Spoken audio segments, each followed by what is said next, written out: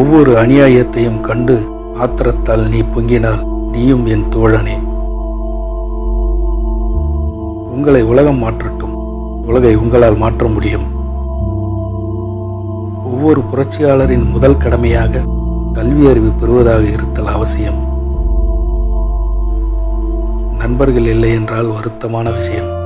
ஆனால் எதிரிகள் இல்லாமல் இருப்பது அதைவிட பெரிய வருத்தமான விஷயம்.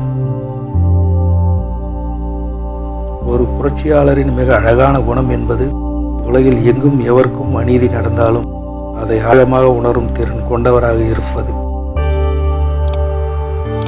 மண்டியிட்டு உயிர் வாழ்வதை விட நின்று உயிரை இழப்பதே சிறந்தது. காரணங்களை எதிர்த்து போராடுவது என்பதே கேள்வி. அதை தவிர்த்து விளைவுகளில் இருந்து விடுபடுவதில் மட்டும் திருப்தி அடைவதில் இல்லை. உண்மையான புரட்சியாளன் அன்பின் சிறந்த உணர்வுகளால் வழிநடத்தப்படுகிறார். இந்த குணம் இல்லாதவர் ஒரு உண்மையான புரட்சியாளராக இருக்க முடியாது.